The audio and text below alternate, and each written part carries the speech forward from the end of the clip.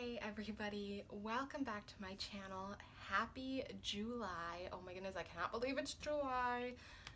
I know I pretty much say this every month, but like this year is just zoom, you know? It was so funny because last week, like last Thursday, my brother came up to me and he was like, do we have plans next weekend? And I was like, next weekend? And he's like, yeah, you know, July 4th weekend. And I was like, what? And he was like, yeah, next weekend is July 4th. And he does the AV at our church. He's on the AV team. So he was like, if we're going to go see family or something, I have to know so that I can get somebody to make sure that they're covering me at church. And I was like, I have no idea. I did not know that next weekend was July 4th. I don't know what plans our family is making. Like, I'm still blown away that it's July. But it's July. June was really quick, but I did get 5 books read, so that was good. More than May, but still kind of below what I was doing in the first quarter of the year. Like, I just finished making my little graphic for my second quarter reads, and I was like, oh my goodness, I'm like almost 10 books less in the second quarter than I am in the first quarter. Like, I just really slowed down in the second quarter. But hopefully I can pick up again in the third quarter. I don't know what it is about that time of year. I feel like this time last year, I read like very few books too. Maybe it's just coming into summer. I just go into like an annual reading slump. I don't know. It's weird, but it's kind of, since tracking it like fully last year and this year, I'm starting to see that pattern. It'll be interesting to see how 2026 goes, if I have that pattern again or not, but I don't know. It's interesting to see. But anyway, this is my June reading wrap-up video, so let's go ahead and get into the reading wrap-up. The first book that I read in June was Turano's newest release, A Lesson in Propriety. I gave it 5 stars. It was so much fun. This is all the way at the beginning of the month, so I gotta refresh myself. Oh yeah, so she is one of the New York 400. Her name is Drusilla Merriweather, but when her father dies, his business partner like steals all their millions of dollars. And so she has to provide for her family by opening a finishing school with a property that her aunt left her, but it's rumored to be haunted, which this is not a scary book. I don't read scary books. And this is Christian fiction, so it's not actually haunted, because, you know, we don't, you know, anyway. But the haunting, it's very clearly that it is, you know, antics, and so it's painted in a very funny light and not creepy light, so it's not creepy at all. Let me just warn you right now, if that's something that, like me, I don't do creepy stories. This is not. This is funny. This is antics. It's not a ghost story. Just letting you know. Anyway, so then our main guy, his name is Rennick, and he is an architect. And when he sees Drusilla and her family move into this mansion, it's also on land that is very desirable for the land developers in the area, most of the land developers being kind of shady characters. And so Rennick is like, oh my goodness, I have to protect these women. I know, if we have a marriage of convenience, I'll be able to protect you. And Drusilla is like, are you crazy, strange man? Go away. And he's like, maybe that wasn't my smartest move. So they definitely get off on the wrong foot, but it is so much fun. It's such a fun read. It's so sweet. The side characters are good. I'm looking forward to the next 2 novels in this series, because this is the star of the series, and I want to see where our academy goes from here. So yeah, I would definitely recommend Turano's newest release. The next book that I read was The Metropolitan Affair by Jocelyn Green. This one, I listened to on audiobook, and I will fully admit that that may have colored my review of it a little, because if you've been around my channel before, I make no secret of the fact that I don't really like audiobooks. I get distracted so easily when I'm listening to audiobooks. Like, auditory learning is just kind of lower. I'm very visual and I'm very tactile, which makes like reading and writing, excellent forms of learning for me, but auditory learning, it's not great for me. I don't think I've ever shared this story, but the first audiobook I ever listened to was actually my first Christiane Hunter book, which was her novella that begins the Noble Masquerade series. I'll put the novella on the screen because the name escapes me right now, but and I was like, she's a new author to me, and I want to give her a try, and this is an audiobook. I had never listened to an audiobook before, but I was like, it's a novella, so it should be okay. I got it from the library, and my mom loves audiobooks. She pretty much does audiobooks exclusively for her reading, because she likes the fact that she can, work around the house, work out in her garden, do all that stuff, and listen to her books and still get reading time in. And so I was like, okay, I'm gonna make lunch and do the dishes while I listen to this book. But I kept having to go back and rewind, 10, 20, 30 seconds because I just kept missing. So finally, after I made lunch, I had to sit down, and I basically had to sit down and stare at the phone in order to focus on the noise, on the sound, and on the story. And when I sat down and stared at the phone, then I didn't really have to rewind every so often. But if I do anything else, then I've got to rewind. And so I'm like, if I have to sit here and stare at my phone to focus on the noise coming out of it, I'm just going to read the book. Audiobooks, they just don't necessarily work for me. However, I do listen to audiobooks when I'm on a car trip with my mom. When we are driving somewhere together, we listen to audiobooks together. And so at the beginning of the month, we headed up to my sister's in Oklahoma for a couple days, and so my mom was like, okay, get us an audiobook to listen to the car, and I picked out the Metropolitan Affair. So that is, you guys know my background with audiobooks, so I don't know if I'm always, completely objective when it comes to reviewing books that I listen to, because they just take a lot of concentration for me to really get the story. Furthermore, the narrator of the Metropolitan Affair, her voice was not monotone, but it was just so calming and soothing and so quiet. She spoke, especially the dialogue was barely above a whisper. So we kept having to turn the volume up to hear what she was saying because she was so quiet. But her voice was so calming, it kept trying to put me to sleep. And it wasn't just me, it was my mom too. At one point I had to be like, Mom, do we need to turn this off because you're driving? And she was like, no, it's okay, but it is kind of a sleepy voice. So that kind of, her voice was kind of lulling me, so then I really felt like I had to pay attention not to fall asleep and miss the story. So there was those two things. But now with that little informational bias out of the way, let me tell you what I actually thought of it. So I gave it 3 stars. And like I said, the narrator and my views on audiobooks may have affected that a little. I don't think so. I think I was pretty fair. The other thing is that it wasn't what I expected based on the back of the book. And that was probably just my own interpretation of the back of the book. But I felt like after reading the back of the book, I assumed that most of the novel, or at least some of the novel, was going to take place in Egypt, but it didn't. They never went to Egypt. They stayed in New York the entire novel, and so that kind of confused me, and I think that threw me off a little, because I was like, wait, this book is not what I was expecting.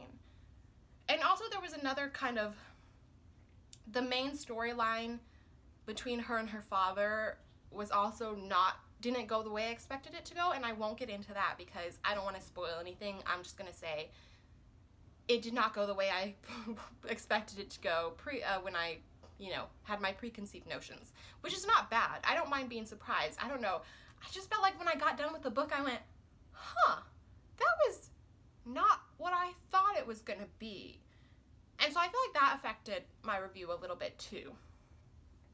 The other thing is that I felt like there was a major, deus ex machina moment, and forgive me if my Latin is not pronounced right, but I felt like there was a major deus ex machina moment in the climax. I won't try to spoil it too much, but basically something happens in the climax and a certain side character runs in to save the day, but I was left going, how did that person know what was going on? How did they know they needed to come in and save the day? How did they know? Because they just seemed to kind of come in and save the day with no information. And so I was just kind of like, this felt a little out of left field. And so, yeah, I don't know. It was interesting, and I really found the subject matter of Egyptology to be unique, but I could only give it 3 stars because literally, like, we finished the book about 10 minutes before we got home. We listened to it all the way at my sister's house, and then we listened to the other half all the way back, and we finished it about 10 minutes before I got home, and it was like the end, and my mom kind of glances over at me. She's like, what did you think about that? And I was like, huh. And she goes, yeah, that's about sums up my thoughts too. Like, we were both just kind of like, I don't know. Yeah.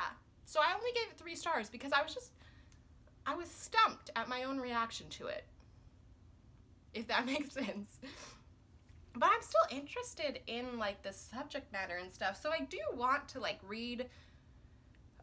She's already come out with the 2nd book in the series, and I think that she's announced the 3rd book, but it hasn't come out yet, and so I kind of want to read the 2nd book now, but it's not necessarily super high on my TBR list, if that makes sense. Like, I'm curious, but I'm not dying to go out there and read it. So, yeah, 3 stars. It was there. It was there. I don't know. Let me know what you guys thought of it, because I know of a lot of people who thought it was like, I mean, I heard people's reviews that they were like, this is the best book I've read this year so far. It's so amazing. And I don't know, I was just underwhelmed, I think. So, and maybe I was hyping it up because of other people's reviews. That could have happened too, you know? I think there was just a lot of factors going into this book for me that kind of messed up my opinion. So I'm not sure my opinion is as objective as I would like it to be, if that makes sense. Anyway, let's move on. The 3rd book that I read in June was Love Overboard by Shannon Sue Dunlap. And this one, I've heard, again, on Instagram and YouTube, people absolutely loving this book, and I never really picked it up. Mainly, and this is a really dumb reason, I'm gonna admit, mainly because when I saw the cover and the title, it made me think of that Overboard movie, which I think is just so, I don't like that movie. I'm like, let's just do some morally wrong things and call it romance. But anyway, so I've been like, and I know that it has nothing to do with that, but when something like puts you in mind of something else, it can kind of color your opinion. But I was like, you know what? No, I am going to ignore the associations I have with it and just give it a try. And I am so glad I did. I read it, I started it before I left on vacation, but then I finished it on my beach vacation, which it's a cruise line novel, so it's just so perfect to read while I was on a beach vacation. And I enjoyed it so much. It was funny, it was cute, it was inspirational, it had character growth, it had good, strong faith elements. Like, I gave it 4 stars. It was just great. I really enjoyed it, and I am already planning on getting the 2nd novel on Hoopla. I tried to get it this morning, but the daily collective borrow limit for my county was already up at 8:30. And so I think I'm going to have to, like, set my alarm for, like, 12 a.m. to try to get it, because it's really hard to get books from Hoopla for me, because no matter what time of day it is, the daily collective borrow limit is, like, always up. So I'm just going to have to, like, set an alarm to wake me up at 12 a.m. when it resets and get the books I want, because the 2nd novel is not offered by my regular library. I can only get it on Hoopla, so I'm going to get it this month at some point, and I'm going to read it because I really want to.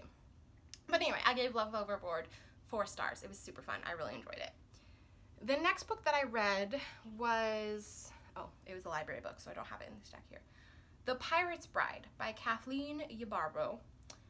So this one I also read on vacation, and I gave it 3.5 stars. I really wanted to give it more because I quite enjoyed the story. I found it really interesting and engaging. My problem was it was just too short. There was like a part 1 and a part 2, and the part 1 when she was a child was well paced. It was really good. But then part 2 was rush.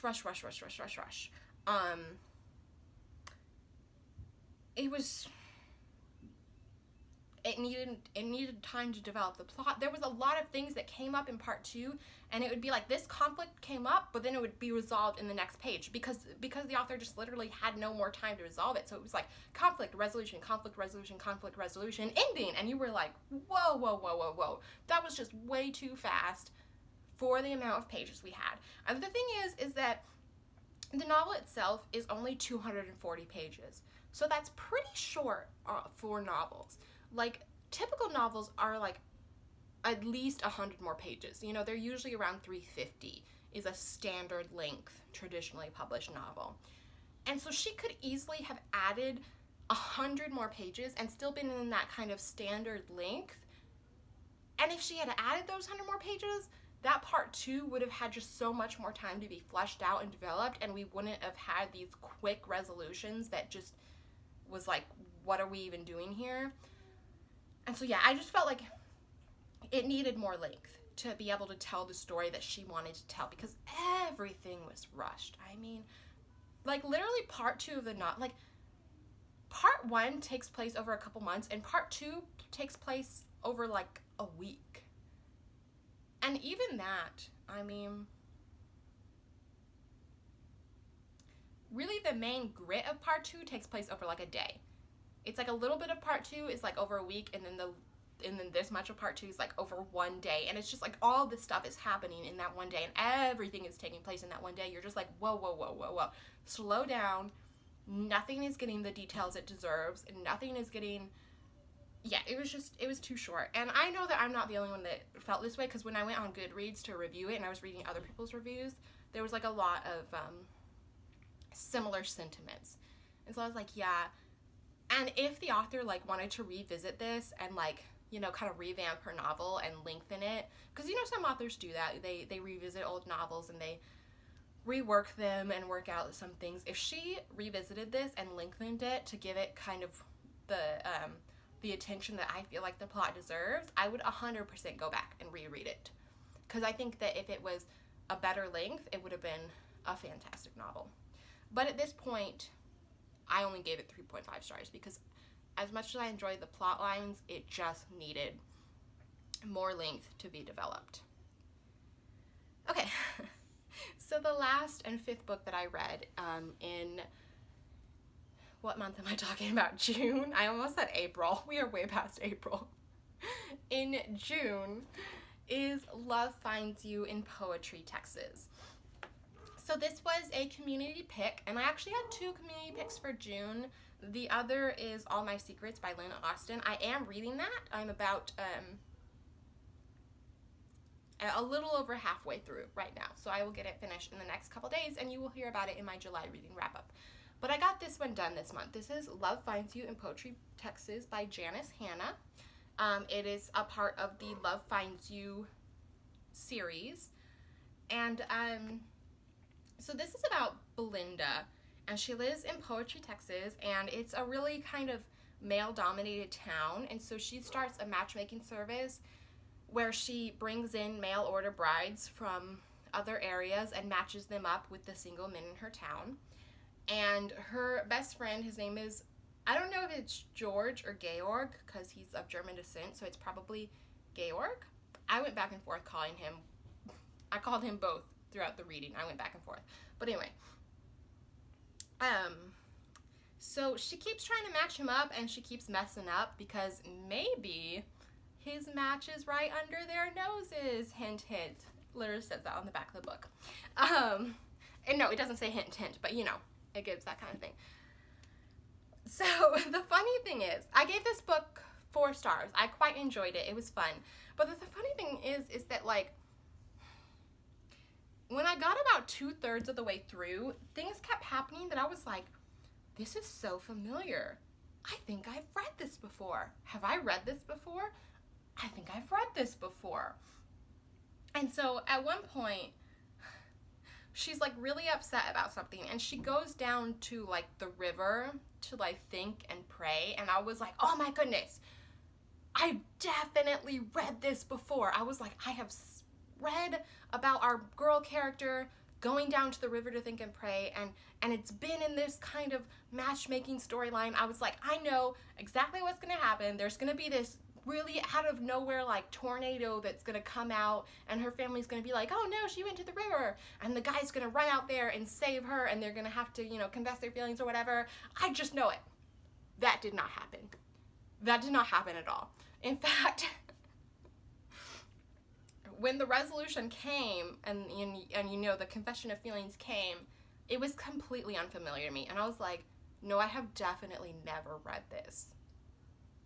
So all I can think is that I have read, and I mean, the matchmaker storyline, it's been done a lot. I think we can all agree that there have been quite a few books that have had this storyline where like one person is trying to find a match for the other person, but it turns out they're really the match all along. And it's been done in like the Western kind of prairie setting. It's been done in the Regency setting, in the Gilded Age setting, in England, in America. Like, we've seen that storyline played out in a lot of different novels. So all I can think of is that I have read another novel with that storyline that also has a scene with the girl at the river, only it turns out way different. Like, that's all I can come up with, because that scene where she went down to the river was just so deja vu to me, as well as the whole matchmaking storyline was so deja vu to me.